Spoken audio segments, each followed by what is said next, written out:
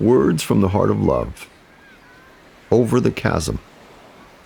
From within the chasm, from deep inside what feels like a fall, tumbling headlong into the abyss, where it may seem the one is not watching, seeing, or helping. To measure the height from which you've fallen, impossible. But to launch from the precipice he called you to be released from, you jumped into his hands. You knew it was right. He said he would hold you, and he has. He said he'd be with you. He is. He said he'd be your counselor and guide. This he does.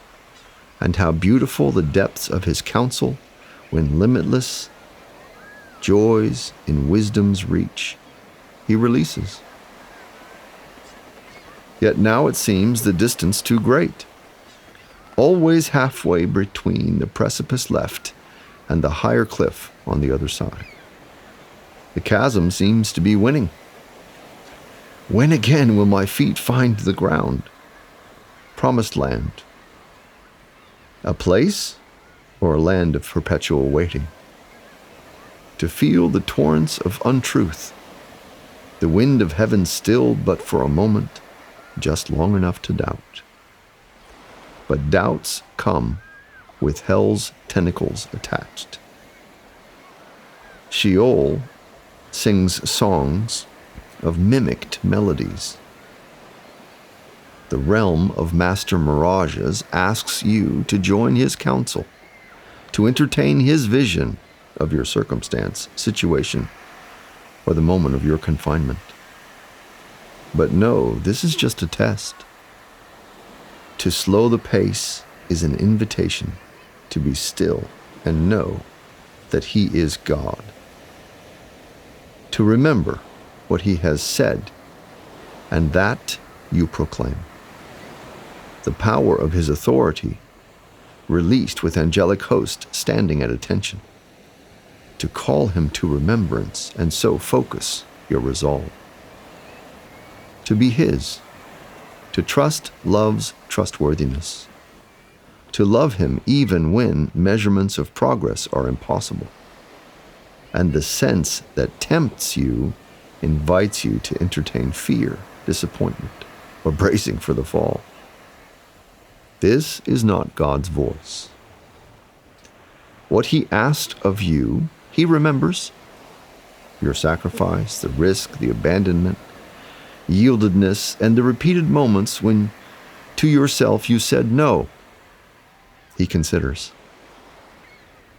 These become gifts, self-restrictions that allow you to say yes when he calls.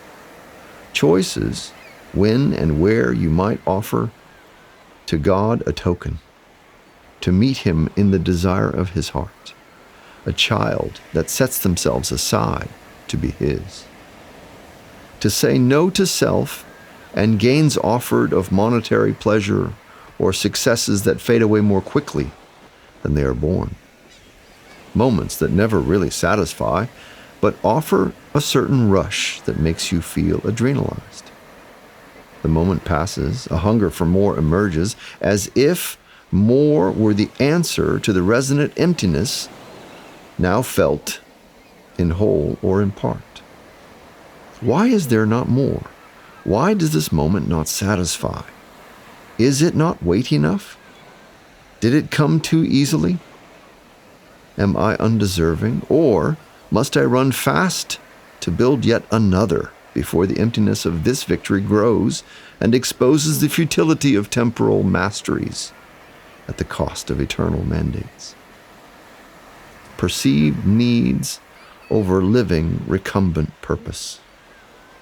Mirage in meaning versus significance for the generations.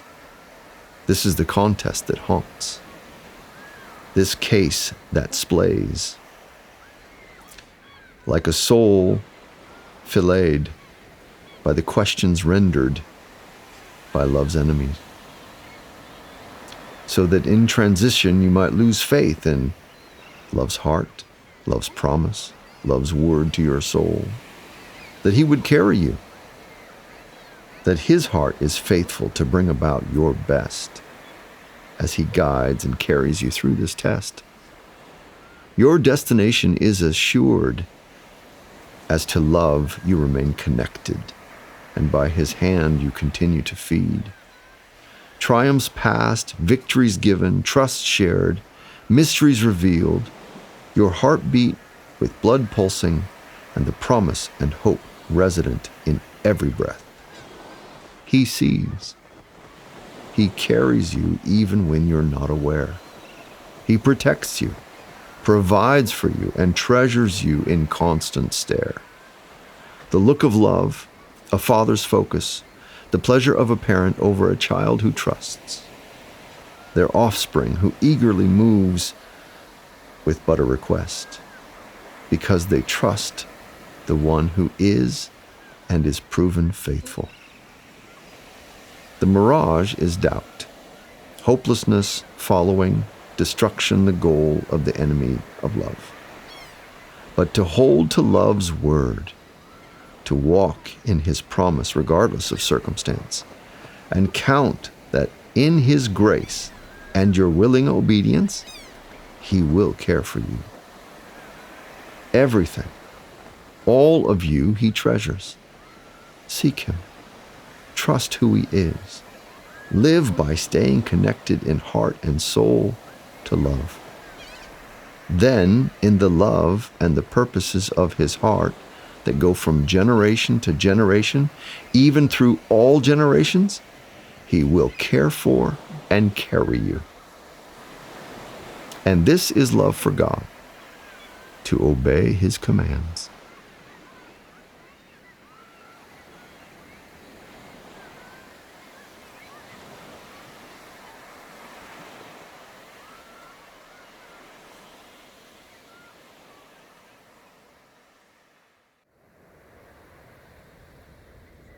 If these words have been an encouragement to you and you can think of someone else who may need their heart lifted, please send it on.